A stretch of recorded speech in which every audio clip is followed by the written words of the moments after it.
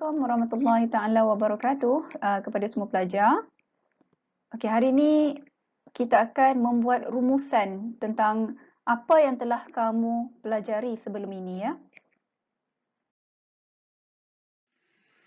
Seperti mana yang kamu lihat pada slide yang telah cikgu share. Okey, ada 1, 2, 3, 4, 5, 6, 7 perkara yang telah kita pelajari, iaitu di antaranya adalah definisi perniagaan, konsep asas perniagaan, aktiviti perniagaan, tujuan perniagaan, OBU, OBBU dan 4 jenis milikan perniagaan. Okey, apa itu perniagaan kelas? Seperti mana yang telah kamu belajar, ada 4. Okey, awak boleh tengok yang cikgu colourkan ada 4. Kena tahu 4 perkara ni lah. Aktiviti pertukaran nilai, 1. Melibatkan urus niaga jual beli barang dan perkhidmatan antara penjual dan pembeli bagi memuaskan keperluan dan kehendak. Jadi kamu kena tahulah benda ni, 4 perkara ini. Okey, seterusnya adalah tentang konsep asas perniagaan, iaitu elemen yang perlu ada dalam perniagaan. Berapa elemen yang kamu belajar? 6. Okey, antaranya adalah barang dan perkhidmatan. Barang boleh disentuh, dilihat kerana mempunyai bentuk fizikal. Contoh, pergi ke Hapwat, beli roti. Roti is barang. Okey, kerana ada bentuk fizikalnya. Okey, perkhidmatan pula adalah sesuatu yang tidak mempunyai bentuk fizikal tetapi boleh memberi manfaat dan faedah kepada pengguna. Contohnya Grab car. Awak tak dapat kereta tapi Grab car membantu awak menghantar awak pulang ke rumah. Itu adalah perkhidmatan, iaitu awak mendapat faedah dia. Okey, next adalah memuaskan kehendak dan keperluan pengguna. Fahamkan maksud kehendak dan keperluan?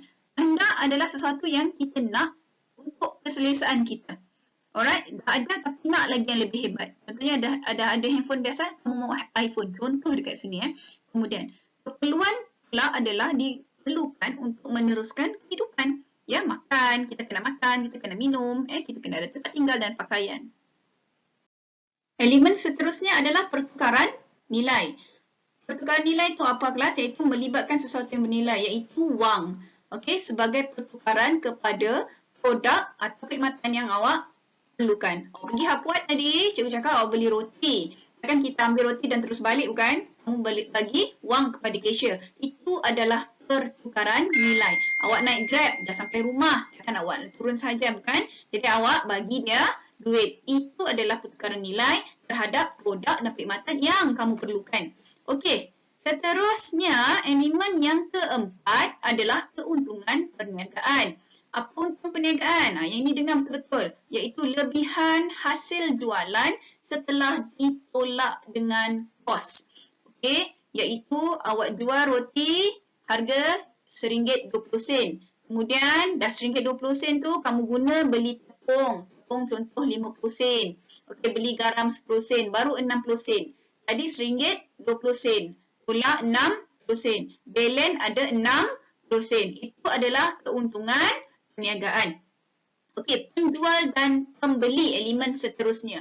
Siapa penjual? Mereka yang menyediakan ataupun menawarkan barang ataupun perkhidmatan. Siapa pembeli? Kita. Kita yang datang membeli roti. Kita yang duduk dalam Grab. So, kita pembeli. Mereka penjual. Okey, elemen yang terakhir adalah kontrak perniagaan, iaitu perjanjian antara dua atau lebih pihak bagi tujuan melindungi hak. Contohnya, apa maksud melindungi hak? Contoh, penipuan harga, penipuan timbang sukan, tulis dekat situ 1 kilo. Bila balik, kita timbang balik rupanya 50 gram sahaja. Itu kita boleh ambil tindakan ataupun membuat laporan sebagai pengguna.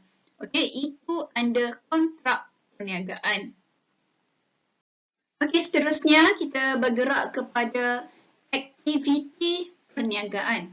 Okay, aktiviti perniagaan yang telah awak belajar ada 2. Satu berasaskan barang, satu berasaskan perkhidmatan. Okey, benda yang sama kita ulang semula. Okey, kalau sesebuah perniagaan yang menawarkan barang, kita masuk sahaja, contohnya Hapwat, kita masuk sahaja, ada roti, ada biskut, ada semualah barang. Itu berasaskan barang, iaitu perniagaan yang berasaskan barang. Kalau berasaskan perkhidmatan ni macam mana? Awak masuk klinik, doktor cek gigi, doktor bagi ubat, itu adalah berasaskan perkhidmatan. Okay, awak pergi kedai gunting rambut, awak potong rambut, itu berdasarkan perkhidmatan. Okey, apa tujuan perniagaan? Seseorang individu yang ingin membuka perniagaan mesti ingin menawarkan barang dan perkhidmatan. Barang atau perkhidmatan ataupun kedua-duanya lah. Okey, itu tujuan perniagaan diwujudkan ya.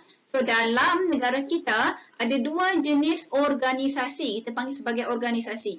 Satu perniagaan perniagaan atau organisasi ini ditubuhkan ingin mendapatkan untung.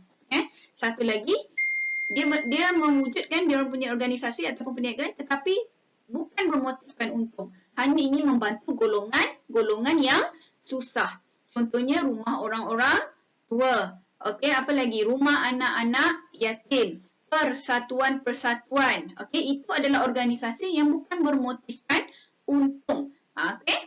Kalau bermotifkan untung, cikgu tahu kamu tahu. Apa-apa saja perniagaan seperti kedai runcit, ada cuci kereta, perniagaan yang kamu datang dan bayar duit kepada dia. Itu adalah OBU dan OBBU. Okay, seterusnya, yang last kita belajar hari itu, iaitu milikan perniagaan. Ada 4 sahaja yang awak kena tahu, iaitu milikan tunggal. Kemudian perkongsian. Kemudian koperasi. Kemudian syarikat berhad. So, perkongsian ada 3 jenis. Biasa, berhad, liability terhad. Perkongsian biasa tu yang biasa yang kamu lihat, okey, ahlinya 2 hingga 20. Perkongsian berhad ni melibatkan badan-badan profesional seperti guaman, doktor. Itu adalah kita panggil sebagai perkongsian berhad. Ya, perkongsian liability terhad ni adalah dia punya ciri-ciri menghampiri syarikat. Ya, dia menanggung liability terhad. Tak sama dengan perkongsian biasa dan perkongsian berhad yang menanggung liability tidak berhad. Okey, next koperasi kemudian syarikat. Syarikat ada syarikat sendirian berhad dan syarikat awam berhad. Nanti cikgu betulkan dekat situ lah. Okey, syarikat sendirian berhad dan syarikat awam berhad. Maknanya satu dia punya bilangan pemegang share dia sehingga 50 ataupun infinity. Itu kamu kena tahu sebab kita dah belajar sebelum ni. Okey, apa itu liability berhad? Apa itu liability tidak berhad? Plus, liability terhad adalah kerugian tidak sekiranya perniagaan mengalami kerugian, okey, dianya tidak akan melibatkan harta benda peribadi.